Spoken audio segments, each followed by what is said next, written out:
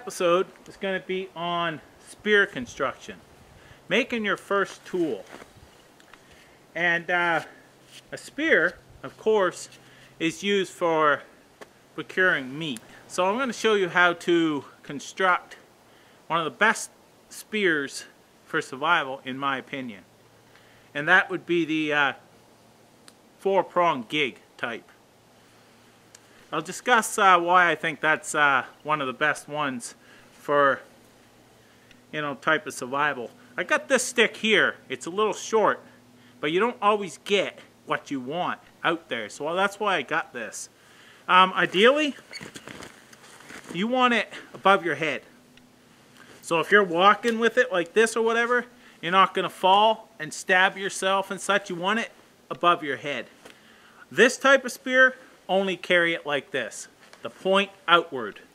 So there's spear safety as there is knife safety, axe safety, and any tool safety. So you carry it like this when you're walking, because you want that point out that way. If you fall, it's going to go like this. That's what you want. You're going to hold it like this, you have to have it above your head. You fall, you can stick it right in your eye otherwise. So I made myself a little baton. But this here has all these knots right here. That's not going to split well. So I'm going to have to even cut that a little bit shorter.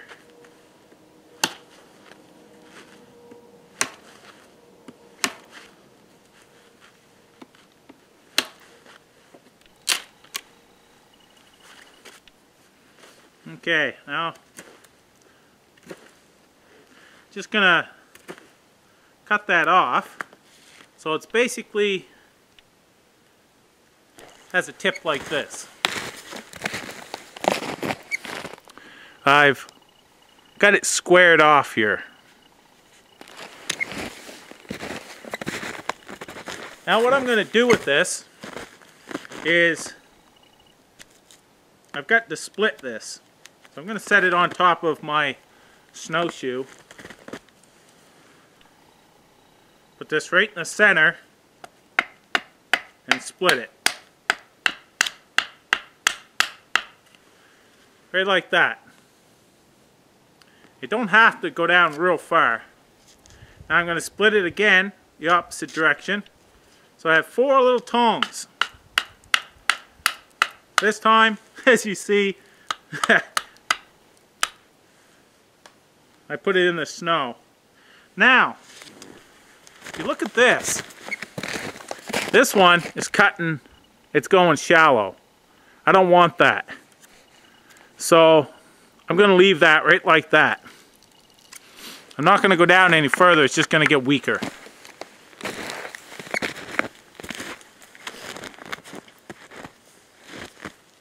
I'm going to drop that, take the bark off.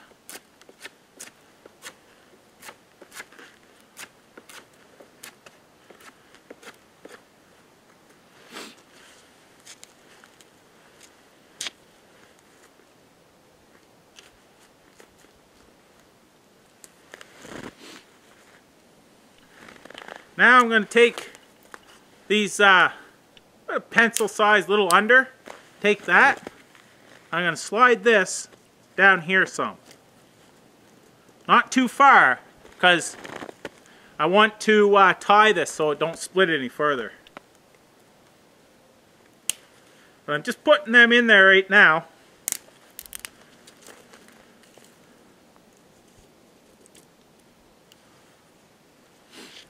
Like that. It spreads it open. I'm going to take some bank line and tie this nice and tight. Okay, I've got the bank line. I cut a piece off of it.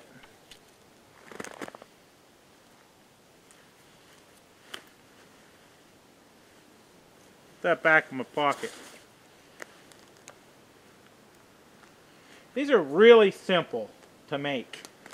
And the reason I like these is because they give you a lot bigger of a surface area.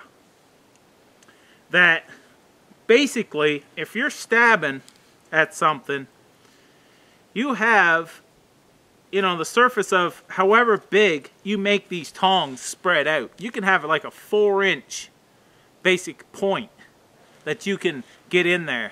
That size right there is great for crayfish and for fish. You don't want it much bigger than that unless you're going for really big fish. It's small enough that you can get a fish wedged in there. A lot of times that's what it does. It goes in and wedges in there and can't move. Only one prong will stick in. This size here is good for a lot. You don't need it much bigger than that. As well, you know, you see something, that a critter or something, you can stick it down in, it can hold it there, or you move down closer with the knife and finish it off. There's many uses for this. That's why I like this. It gives you a big surface area to use. And we're going to bring this down just a little bit further. Now you can weave these in and out if you like. Go in above and around and so on. It's not really necessary to weave that in and out, but it is necessary to keep, you know, down below. You have to have that so it is secure, so it does not split any further.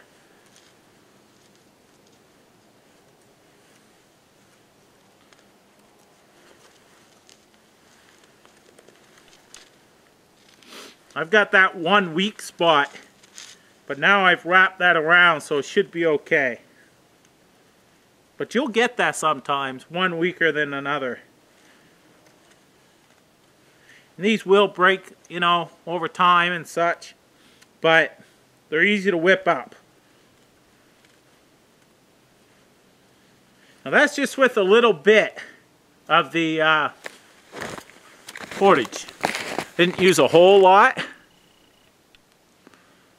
It's secured down here. It's not going to split any further. I could put more down here. I've got this secured as well. Now, you sharpen these up.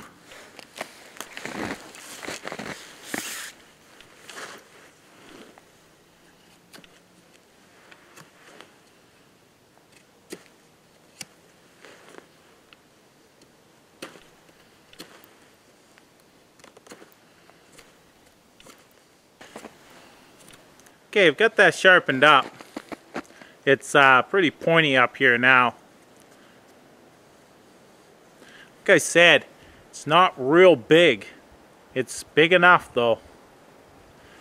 A lot of times people make these two spread out and you can get a fish or whatever. It's too big. They can't get wedged in there. This would be good even for, you know, a 12-inch brook trout kind of thing. You want a smaller fish, you make a smaller spread. I mean, that's the way it is. I mean, you get still a almost inch, you know, inch and a half square here that you have surface area. So now what you have to do to finish this off is you need to make a fire and fire harden these. Let's get to the fire. Figured since I have to light a fire, why not do the challenge?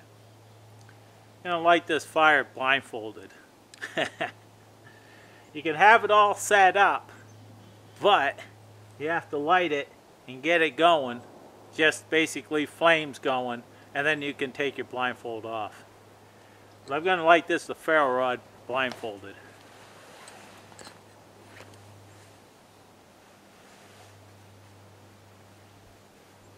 This ought to be fun.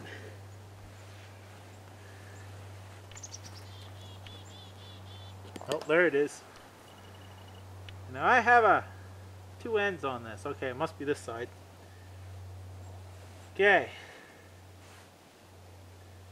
Now, I'm going to feel my tinder. I'm going to try to put this right in underneath. Right there.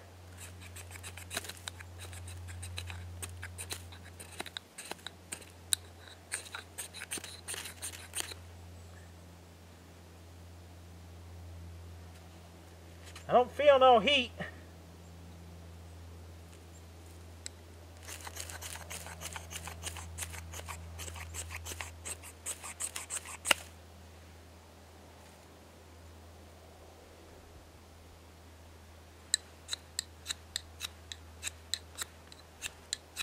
Jeez, I don't even hear that going.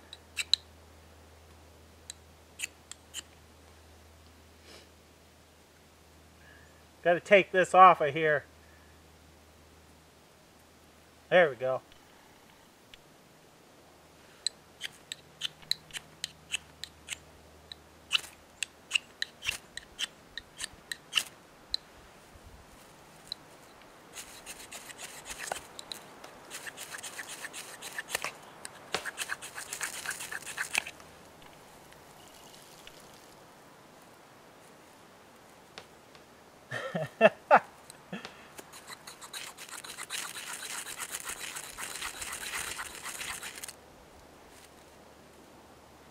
Whoa, I got flames.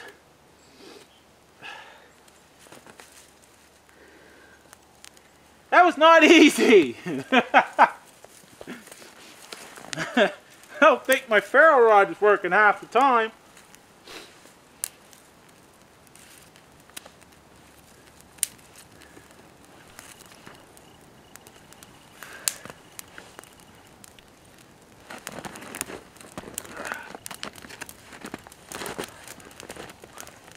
Then establish this fire and I'll be back with you. After you get your fire established, you want to hold this just above the flames and slowly turn it. You don't want to get this too hot that it's going to burn. Another way you can do this, put it in underneath the coals, bury it in underneath the fire, light your fire on top of it, and that will do as well. Have to watch out for this cordage. You can take the cordage off and reapply it after you do this. But what this does is it dries it all out, and it actually changes the molecular structure of the wood so it hardens it. This has been done for thousands of years. It takes time doing it this way though.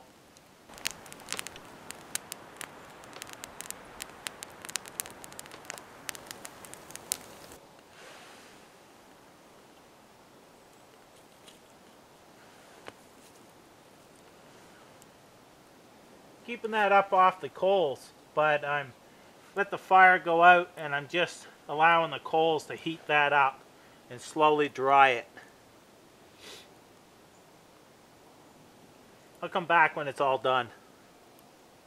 That's the key to this here. Do not let them burn, but get them dried right out. Okay, the spear's done. See, it's nice and black. It's pretty tough. This one here's still a little weak because there's not much left to it. Now you could get another one. You can always get another stick, make it better. I decided I would just use this here since I already cut it. Now these tips, you can see they're somewhat blunt. You can take your knife and sharpen them up.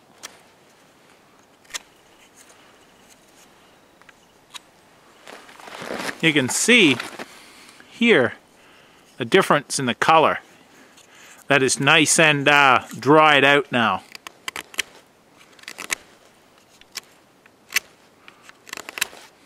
This was a green tree.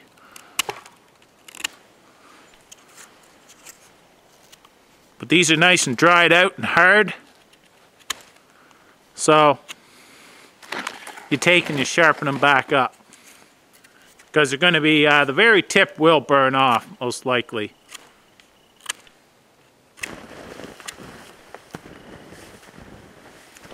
This is an old rotten stump, as you see. We're going to try this out in here. Well, you can see hitting it pretty hard.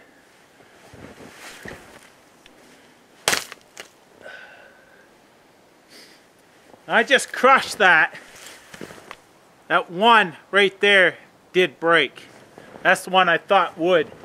But look what it did to this. The amount of force.